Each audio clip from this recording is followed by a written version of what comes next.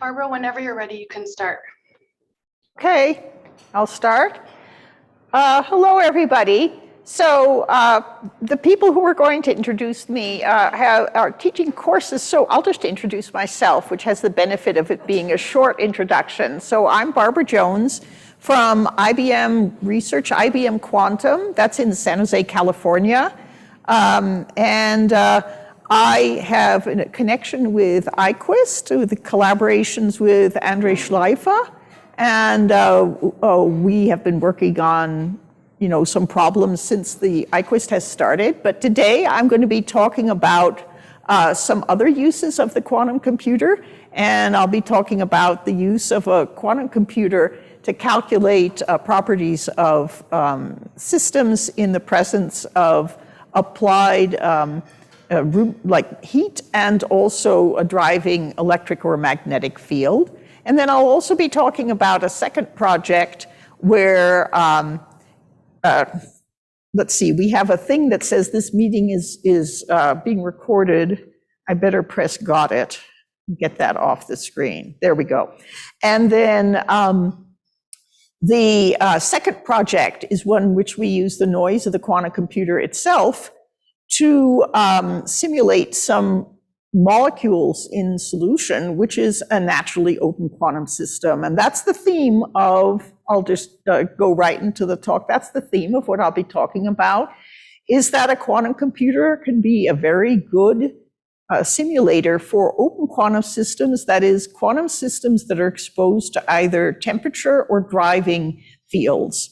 And so let me tell you about some of the ideas that we've been having in this direction, and I hope they will stimulate more ideas.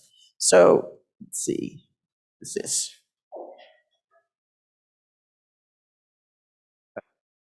Forward and nothing happening. Odd.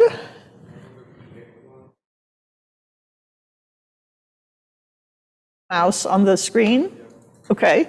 Oh, there it goes. Thank you. So what is the use case for the current not perfect quantum machines is finding an impactful use case which can be formed on machines is a top priority. And one challenge is errors in a quantum computer can limit the circuit size.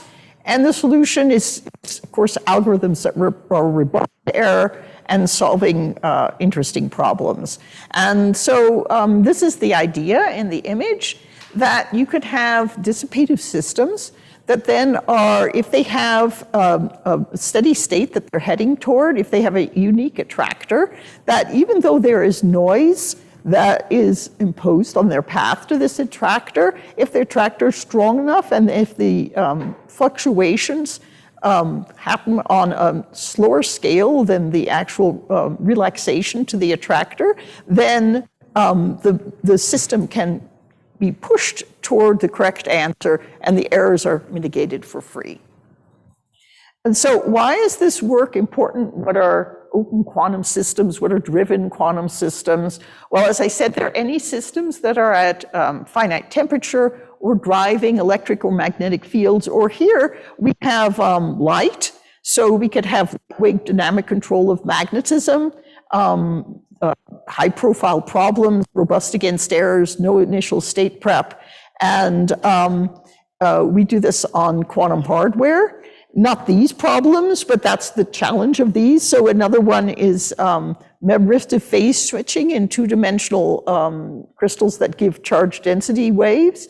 And so these are the type of problems that are examples, and I'll show you then the open quantum systems. So this is the first problem that I'll be talking about, is the Hubbard model as an open quantum system. And these are the collaborators. So what's the Hubbard model? Well, many of you already know this, but the Hubbard model has two terms. It has a hopping term, so it's a model on sites. And so you have electrons on these sites. You can have at most 2 electrons per site, up and down. Because of Pauli exclusion, you can't have 2 up or 2 down. So the electrons hop, and they're driven with a parameter T, and then there's a Coulomb repulsion on if two electrons end up on the same site, and so there's an energy cost U. And so this difference between the driving and the repulsion on a site can, in practice, drive for the Hubbard model a metal insulator transition, which is why the Hubbard model is an important model, that and the strong correlations for both physics and materials studies. So you can see that in the limit that the driving of the electrons is large compared to the on-site repulsion. You have more of the metallic limit in the limit that the electrons are repulsed from being on sites. You can get to the insulating limit. So this is a famously difficult problem to solve because of the strong correlations. So we'd like to look at some limits of this. So we're going to add even more complexity to this by, first of all, having a driven Hubbard model, that is adding an electric field. And then the driven dissipative Hubbard model, we're going to add a heat bath. And in this case, we're going to add the bath to every site. So we have the Hubbard model, which is a strongly correlated model to begin with, and then we're going to add driving electric field and a heat bath, and then you could ask, well, isn't that even harder to solve? Well, not on a quantum computer. So we're going to start with some limiting cases. So in this limiting case, we're going to have just the heat and the driver, the electric field, and we're going to have an infinite periodic potential in 1D. So the one thing we're taking away is the Coulomb U. So we're in the strong metallic limit. So now we're going to imagine an infinite 1D system like a ring, and the electrons are going to go round and round in either direction and driven by a driving electric field and a heat. And then it's effective one-body problem in K-space because of the periodicity. And these are the Hamiltonian, this is the Hamiltonian that one would have. So we have a system, we have the bath, and we have the coupling. So there you have the first term is the hopping term from the Hubbard model, and it's in second quantized notation. And then you can see the exponentials depending on time, and those are the effects of the driving electric field on the hopping terms. Then we have the heat bath, which is a separate set of degrees of freedom. And then we have the coupling, which couples the degrees of freedom of the heat bath with the electron degrees of freedom. And this is what gives then the interaction of the heat bath with the site-based electron model. So how does one handle something that is an open quantum system like this, where we have the heat bath and we have the electric field, and this drives the system along? And so we can think of how does an open quantum system interact with its environment, where you think of the system in the middle, the red is just the bare Hubbard model without the electric field and the heat bath, and then you have the environment, which is the electric field and the heat bath. So what one does normally is one has a master equation where we integrate out the environment, and then what was left is actually non-unitary system in evolution. And then one introduces what are called Kraus operators. These are Kraus-Lindblad operators.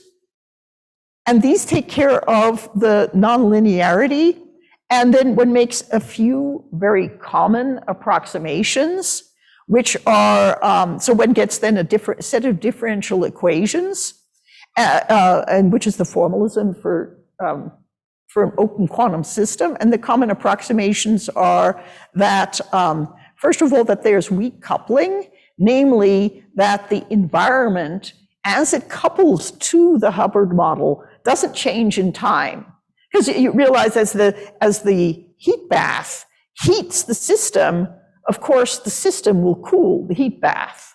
So what this approximation is that the heat bath is so large and impervious that in the midst, with this Hubbard model in the middle of it, this heat bath is going to remain constant, and the effect on the Hubbard model is a constant and as a function of time.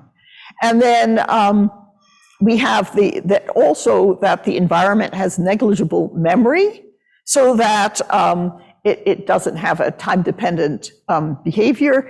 And then we make a third approximation, which is a reasonable approximation, a so-called secular approximation, RWA, which is that they are basically no fast oscillations. So we're going to take out all the really fast temporal oscillations and look at the long time behavior. So then what one gets with these three approximations is the so-called Lindblad master equation, and I show it to you down here. And it has two terms, which are normally called jump and no jump. So the jump is where it interacts with the system, and there's a jump to a different state. So we have the system, and then the interaction with the environment, right? So you can either have the interaction with the environment or so-called no jump, where it just goes along. So there's a probability for each one, and then a rate for doing this. And so that's the master equation, a rate for going between jumping and not jumping, and then one solves this differential equation. And so we can implement Kraus operators on a quantum computer. So we can derive Kraus operators from the Lindbladian, which is this equation I just showed you. And then on a quantum computer, the circuit would look like as follows. One has the Hamiltonian evolution, which evolves Trotterized time, where we have an I, HS, and then delta t.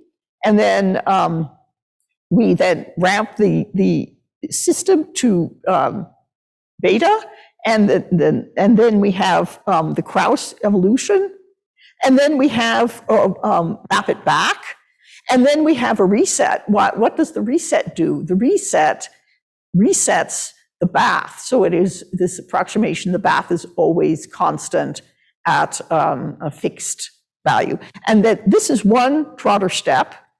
And so then you just repeat this, and then this is the time evolution of the system. So you have the system, and then it evolves. We have the Kraus evolution with the outside world, and then you map it back, and then you reset the outside world, and then continue. So that's how you would do it in general. Of course, on a quantum computer, in our simple system, we can do this all with just 2 qubits. So we have the time dependence, and then we have the bath, and then you can see the reset on the bath at the end. And then all the system parameters in this are in the theta and the phi as a function of time. And so the time evolution is then by iterating the circuit. So each one of these, this is one Trotter step. And so then you just do this over and over, and this will bring you forward in time. And this is the time development then of the Hubbard model in the external electric field and temperature. And then we can calculate density, current, energy, and so forth from the results that we get. And so this is what we do. We can simplify this system in the following manner, and it's still 2 qubits, but everything is done on 1 qubit. And then what do we get?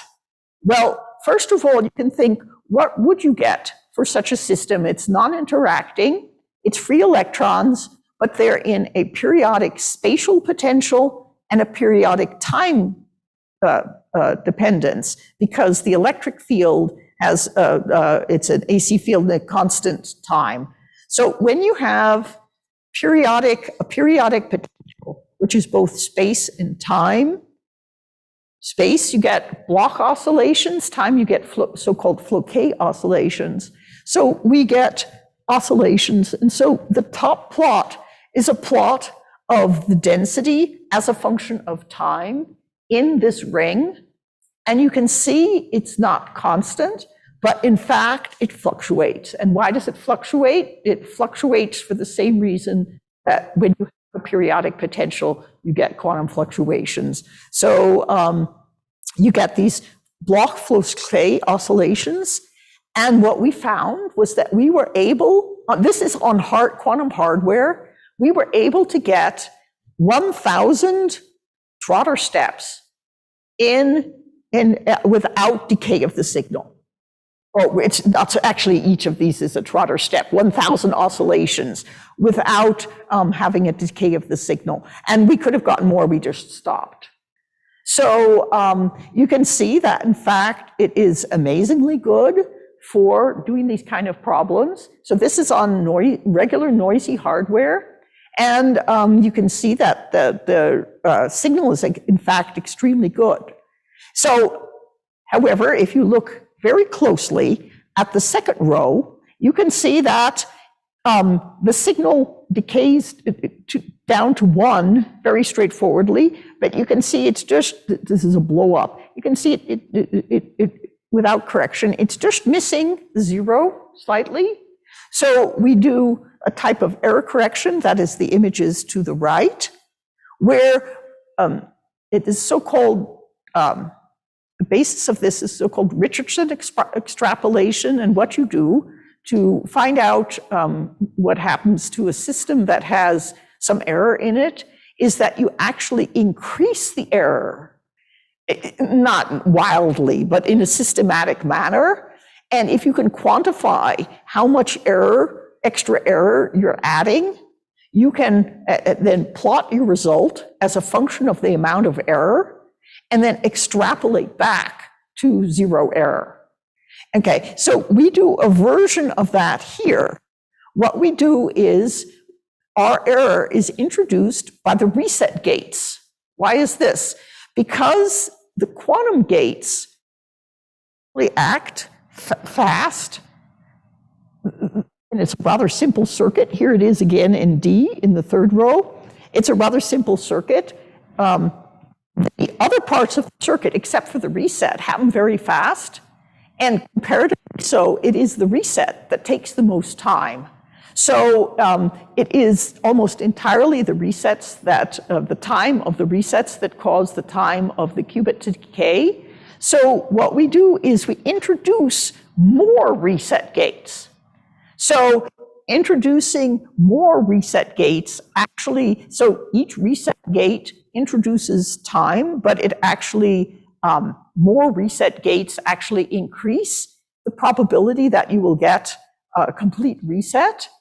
And so introducing more reset gates has both positive and negative effects. So it is not just like what I described before, the Richardson extrapolation, where you introduce error and error has nothing but negative effects.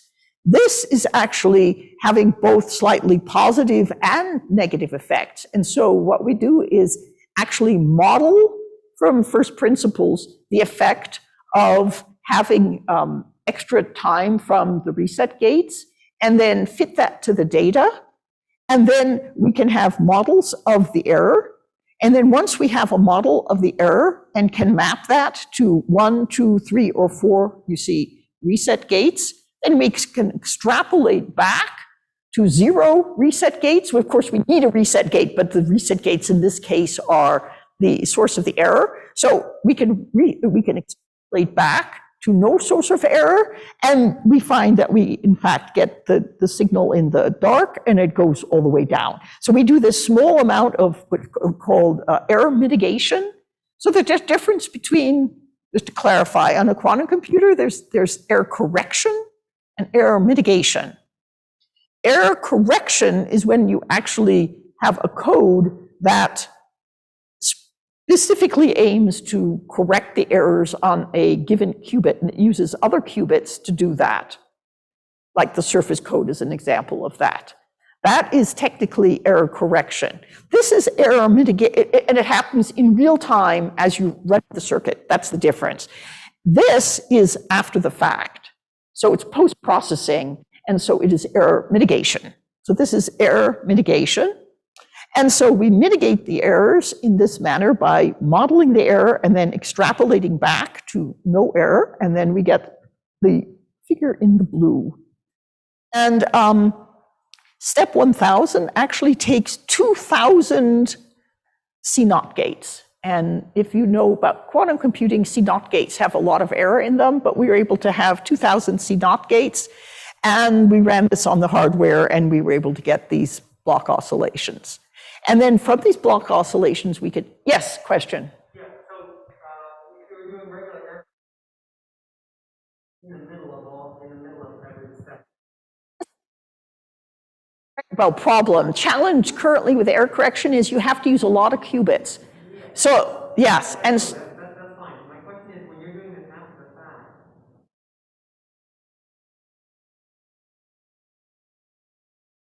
calculation, and then you somehow can. well, you see, we get an output after it because it's done Trotterized. At the end of each Trotter step, we get an output, right? So we have that data. So at the end of each Trotter step, we measure, and then we, do another Trotter step. We measure another Trotter step. We measure. So it is post-processing in the sense that we've already, in a sense, collapsed the wave function and gotten the answer out at each of the steps, right? Yeah. So and so we get. And so we get good enough results that then we can, and as I said, so this is the error correction and the modeling of the error correction, and it's blown up larger. So you can see with 1 reset gate, 2 reset gates, 3 reset gates, and 4 reset gates, we actually have like an ideal circuit that we can model, then the error model, which is mapping to that, and then mapping to the data. And you can see that we get a pretty good model of the data. Our model is the red, and then the quantum computing data is the blue. And you can see that this is a pretty good model. And you can also see how it's a different model and a different result for 1, 2, 3, 4, or 3 or 4 reset gates. And that's how how the error mitigation is done. So now we can actually calculate some physical properties. So it is known that if you integrate the block oscillations from an electrically driven set of electrons, you actually, with an AC current applied, you actually get DC current out. And it is difficult, it can be done in a small enough system, in a classical system, on a quantum computer so far, to have gotten enough oscillations that you could actually get an integration that you could actually show the full range of the DC current. And so you can see here the equation for the DC current, and you can see that NK of omega t, that was what we calculated before. Then you integrate it with the sine function up to time tau, and that gives you at different values of the electric field, the value of the DC current. And you can see by the time, for small amounts of electric field, we don't need that many oscillations to do. But for large, we need to have that time is at 6 tau and is very long. You can see here is it's omega t. So as omega gets larger and larger, to get the same amount of time, you need longer and longer times of the quantum computation. And so here we plot the ideal circuit, the quantum computing data, which is in the light blue, and then the Lindblad, and you can see, in fact, that the quantum computing data is actually very good at all times, even out to the very longest times. Now, physics-wise, what's happening here? So at small applied electric field, obviously the current ramps up quite fast. So you have, you start with no current on the electrons. They're just sitting there and they're just kind of hopping around, and they're, in their Hubbard model, and they're hopping around back and forth. And then you put on this electric field, and you start with a small electric field, and they start to all go in the same direction, right? And then as you increase the electric field, they start to go more and more and more. And then, you can see the answer. No, do they, as you increase the field more and more, do they go faster and faster and faster? No, they don't. So they get to a certain point of maximum current, and then in fact the current starts to go down. And then one could ask, well, why is the current reaching a maximum? What is causing the current to decrease? And we can even find that out from our results from the quantum computer. So what is causing the current to have a maximum and then decrease? And we can see here. So you can look at, this is a little bit complicated plot, but I'll explain it. So first of all, let's look at the longest time. That is the black curve. And you can see that the black curve for this is what's being integrated. So what I plot there is what's being integrated. So you can see the black curve, there are a lot of oscillations. If you go to somewhat higher current, which is shorter times, that's the green, you can see there's some oscillations, but they don't have quite the same magnitude.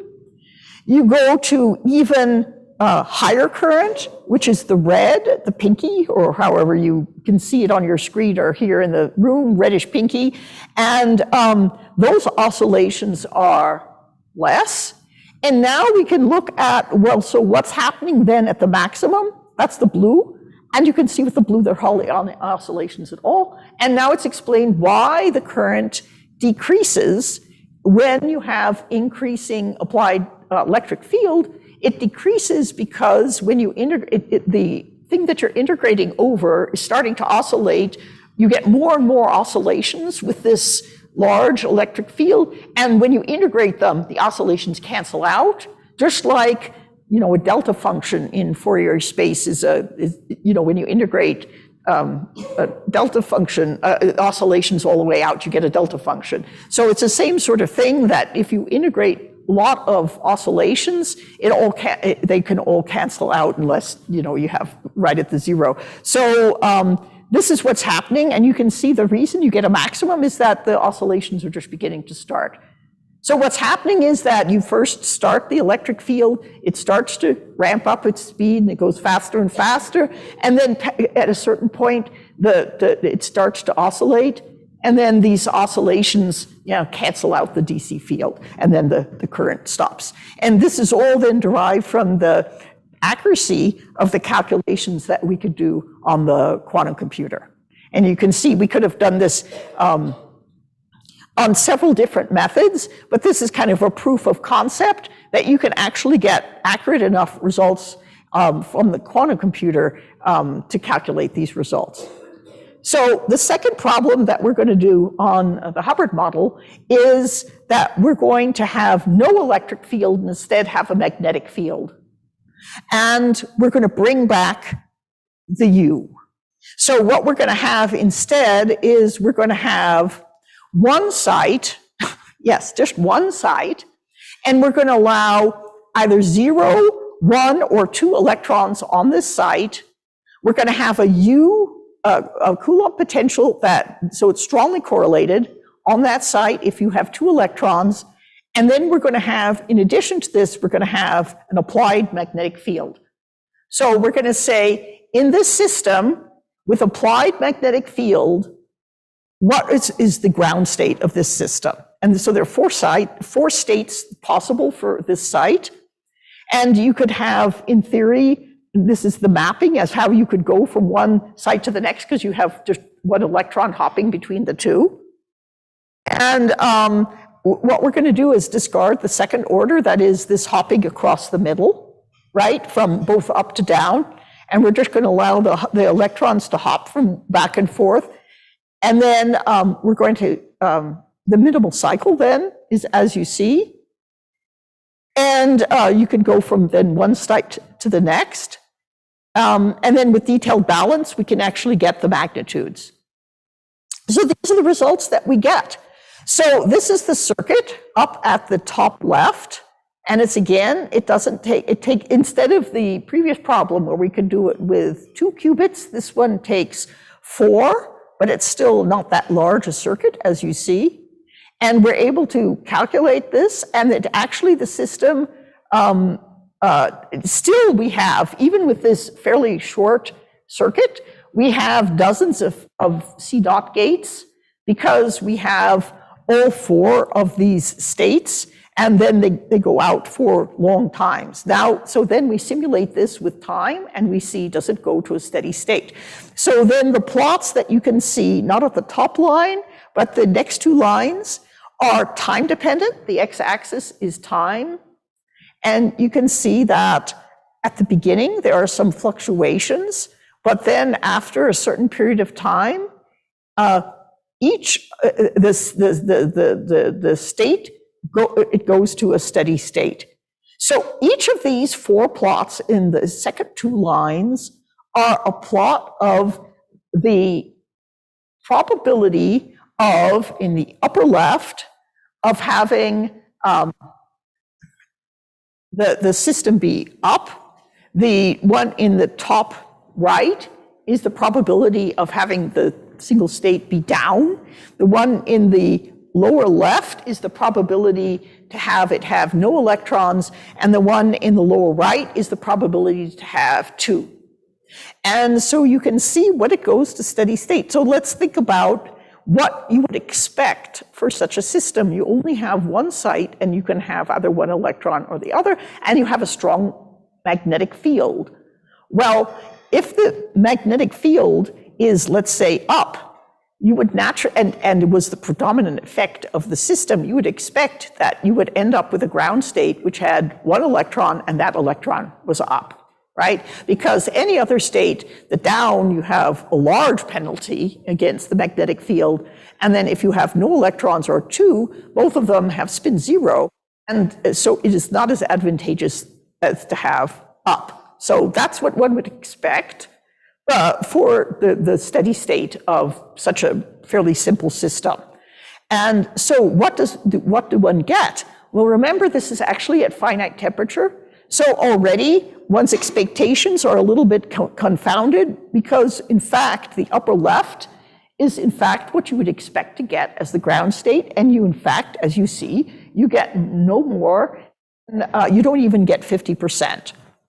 It is the largest of the four, okay, so there's that. But you don't get, even in steady state, more than, just a little more than 40% of the system. Yes? So it is the bath. So if you look at the circuit up there, we still have the resets, and we still have the, it's exactly the same. We have the coupling to the single site. So the only difference from the previous problem is, instead of having an infinite number of sites, we have one, there are two differences. Instead of having infinite number of sites, we have one site. We add the U, and we add the chemical potential. Before, we would have filling, so there was an infinite number of sites, and the number of electrons was equal to the number of sites. Here we have one site, and we allow 0, 1, or 2 electrons at that site, and we have a magnetic field, but we still have the heat bath at that site. So that's how we do that. So you can see the reset up there. That's how we do the heat bath. So, and we still do Trotter steps.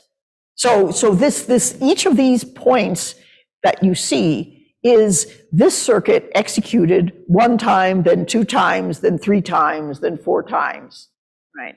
And so that progresses the system along, and then eventually we reach the steady state. And so what we get then is that, yes, up is the most likely state, but and W occupied, that has the penalty of the U, is the least likely state. But then, interestingly enough, down has a net result of above 20%.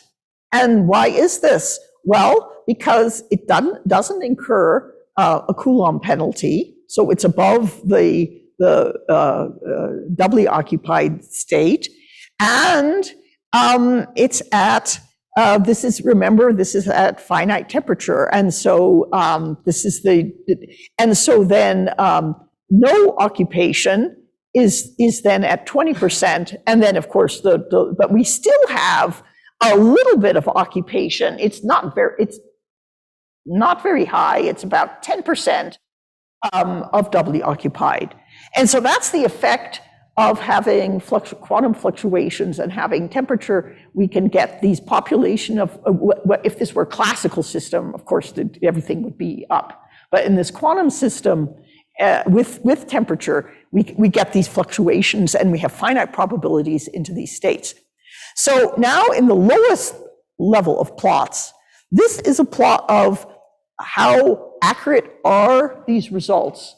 So this is a cross-correlation plot of up with down, the probability matrix of up with down. I mean, we wouldn't expect anything like that, which are like mixed states that are not exactly one of the states that we chose. That would be in this particular problem an error. And so you can see here that up with up, down with down, nothing with nothing, and two with two all have the highest, and the height of the ones that correlations are actually quite low.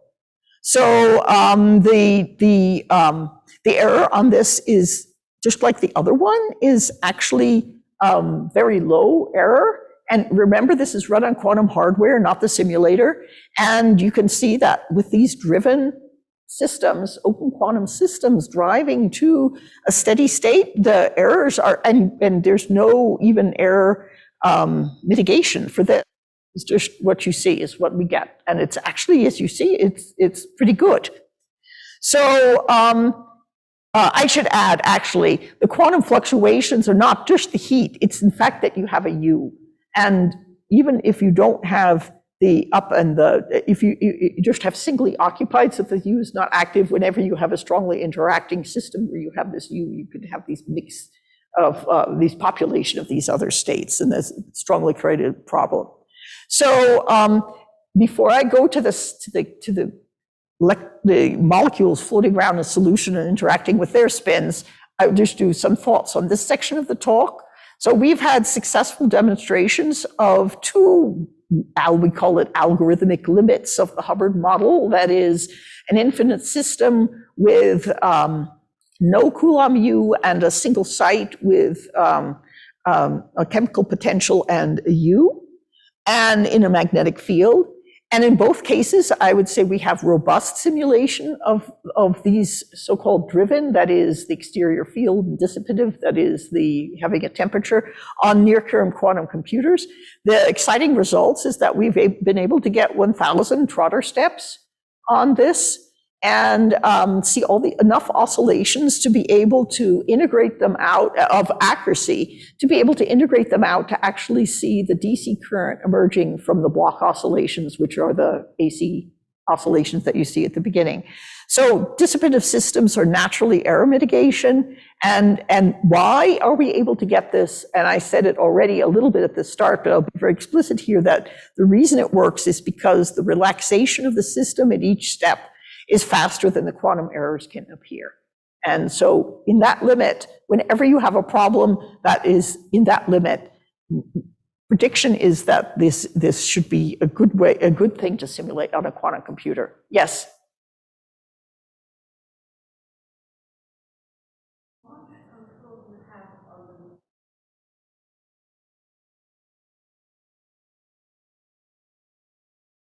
Well, so the dissipation, you mean like the dissipation on the qubit?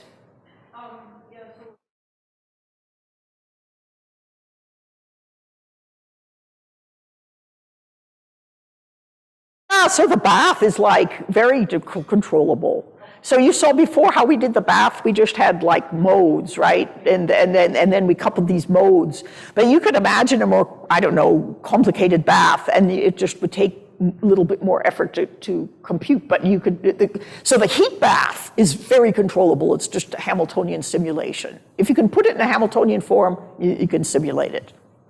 Yeah.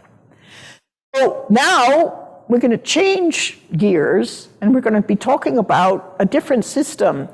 Okay, so imagine kind of complicated molecules floating in solution, and now you get a blast of radiation and you go zap through the middle of this.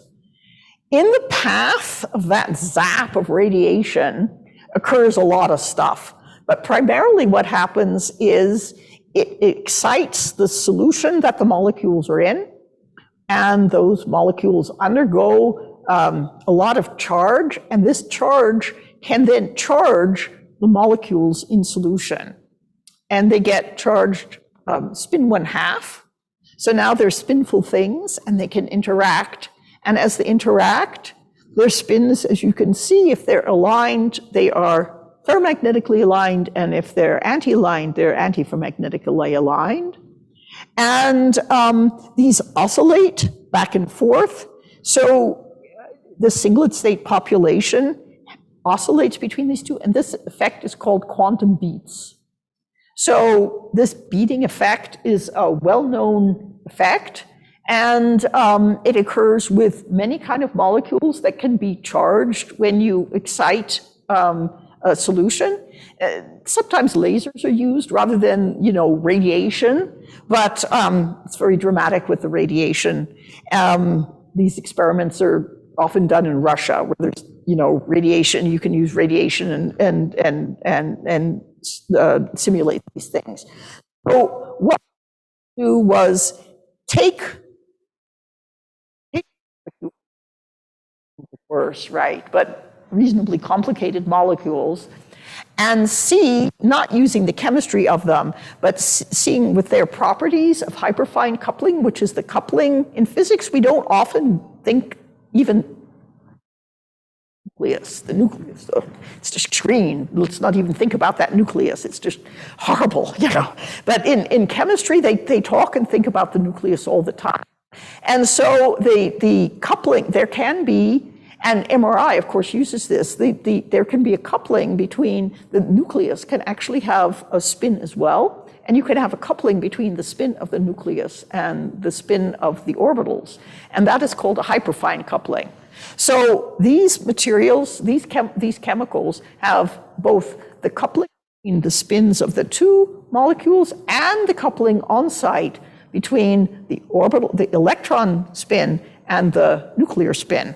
And this can give rise to some complicated spin Hamiltonians. So we have two systems here, the DPS and the TMP, and we're going to look at these. They have different Hamiltonians.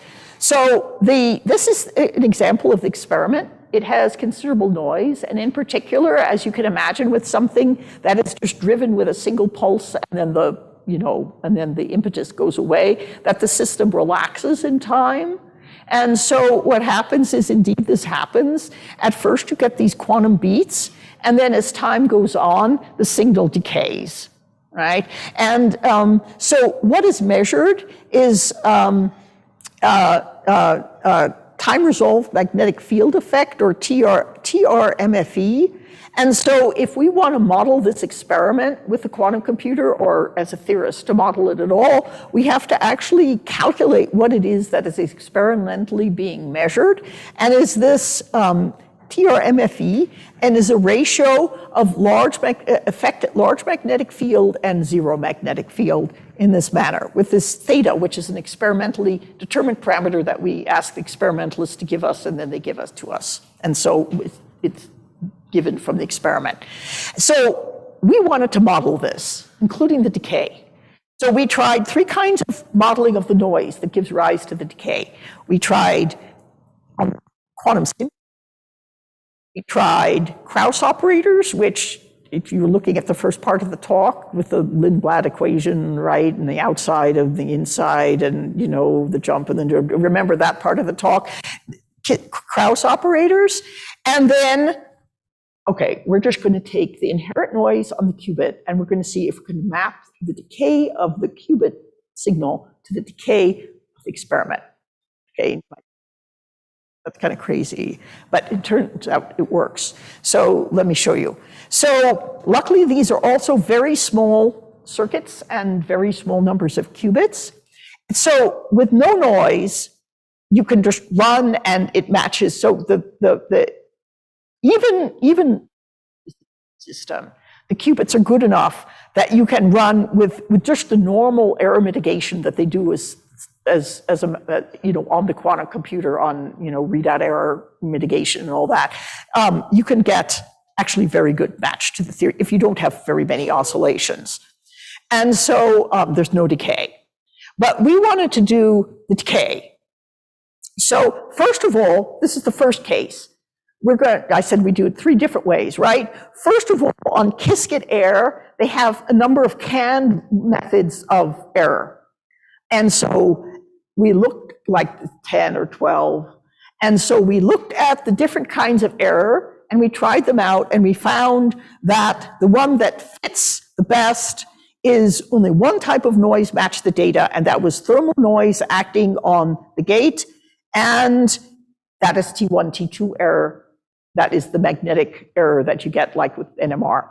So also the original calculation didn't have hyperfine, and we're going to add a hyperfine, and we add then a dephasing that is quadratic in time. And it's a pretty good fit with the Kiskett error, yeah? So then for the second molecule, it is much more complicated. We have a hyperfine coupling on both the hydrogen and the nitrogen.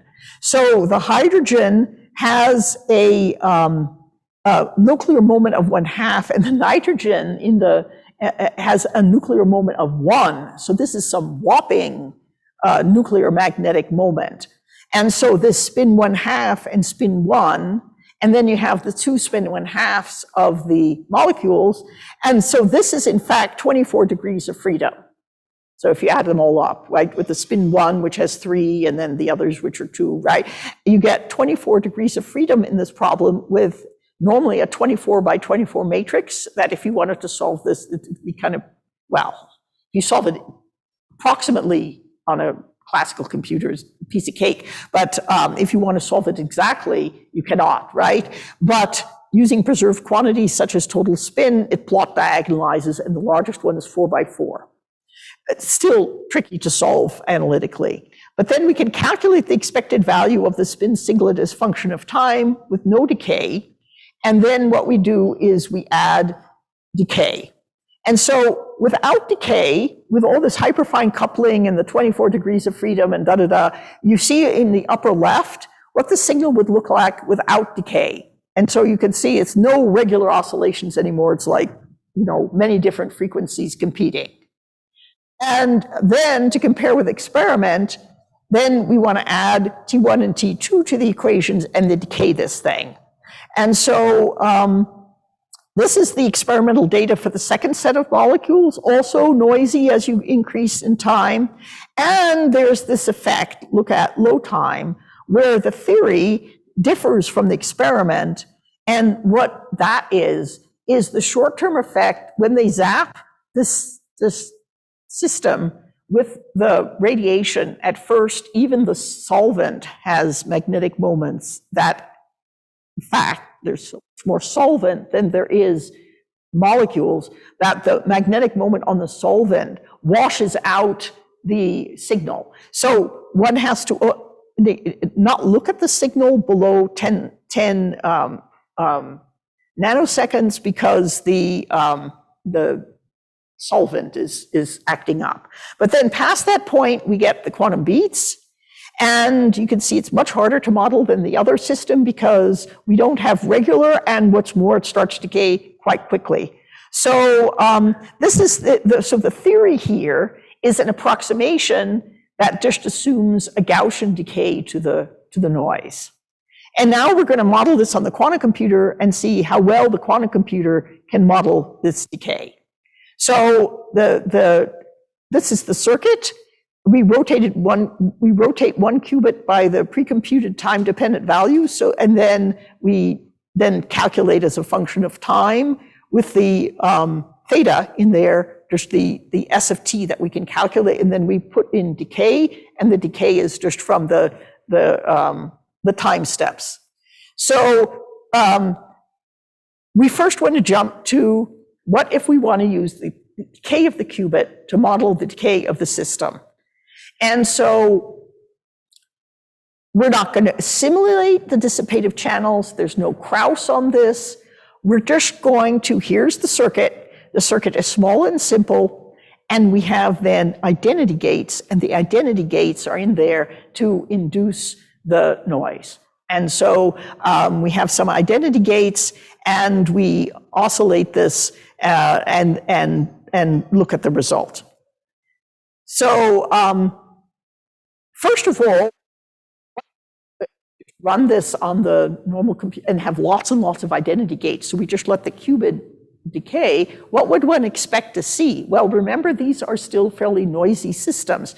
So we wanted to test what we see. And so the circuit on the right is just a simple circuit that doesn't measure anything but what happens with the identity gates. And so this is what you would expect to see if there were no noise. So it should just, well, with just T1 and T2 noise, but no extraneous, right? And so you just see this, and with a simple circuit, we just should see this. So remember what these two look like. So first we put in noise from Kiskett air. So if you have noise that is the listed noise from Kiskett air and you put it in, it looks like this.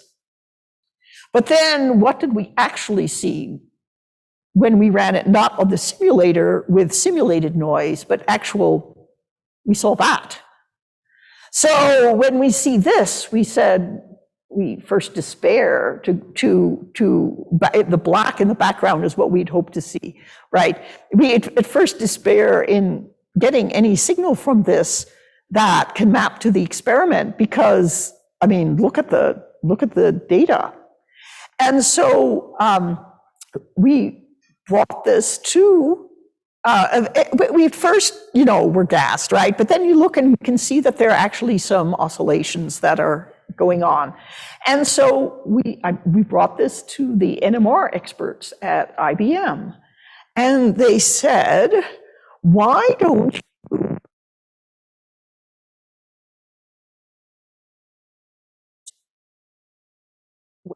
correcting signal that you have the signal that you're supposed to get and the signal that you're going to get. What you do is and in time they would diverge, but what you do is you put a pulse on there that first drives them a quarter of the way, then half of the way, and then by the time they get at the end, you have to measure it right when they meet at the end, and actually the signal then is corrected. You wait longer, of course, then they're going to diverge again. But if you time the pulses correctly, with these echo pulses, you get the corrected of the error. And so we tried that. So you can see, look at our circuit. So we have n over 8 of the identity gates, then we have n over 4, then we have n over 4, n over 4, n over 8. So we timed it. And then there's also a correction term to do the mismatch of the T1 and T2 of the qubits and the system. The system has T1 very different from T2, the chemical system, and the quantum computer has T1 approximately equal to T2. So to do this matching, we just have this separate circuit. And what we get is then these with the circuits, this is with the Kraus, so I'm like, doing the suspense here, what we get. So the second way we do the Kraus, and this is what we get. So what we get is the blue is the so-called inherent. This is the relaxation just of the quantum, of the qubit, just letting it relax, using identity gates to just run out the time as it relaxes, and then doing this just the echo pulses with the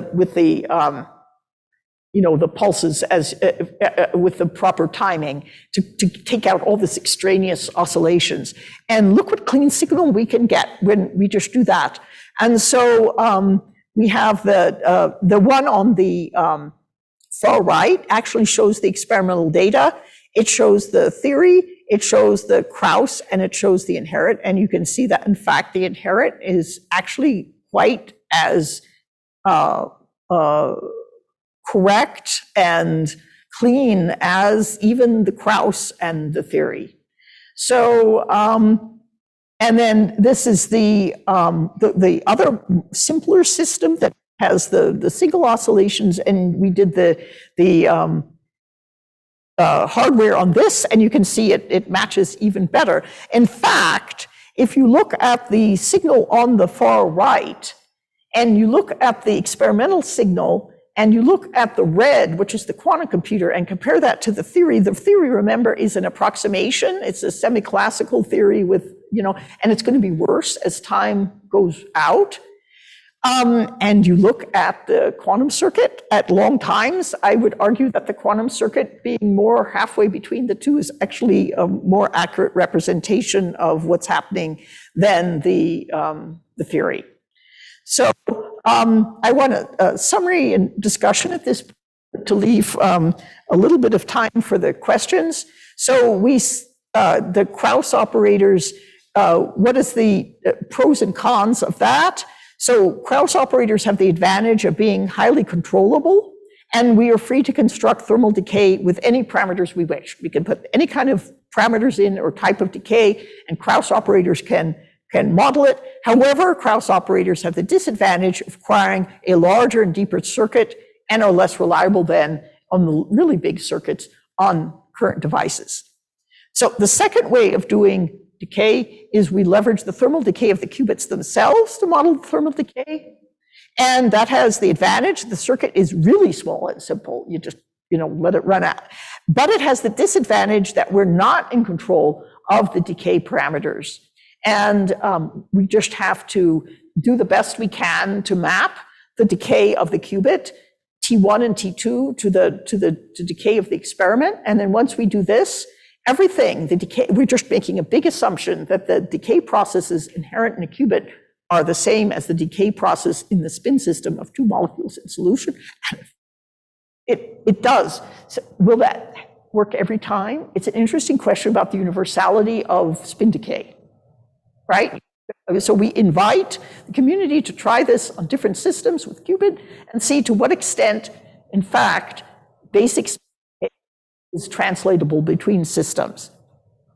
And as I said, we correct for the mismatch, but and also very important for using the hardware, we use echo pulses to mitigate the frequency calibration that can occur over very, very long times, this drift. It's not seen on small times, but very, very long times, like the long runs that we did to get all the way out to the experimental times. You can get this drift. So, as I say, we can model any system with T1 and T2 error, and it's an interesting question. Can the quantum computer model noisy experimental data better, at least as good as a classical approximate calculation? And it appears sometimes yes. Obviously, it's never going to be as good if you can calculate it exactly.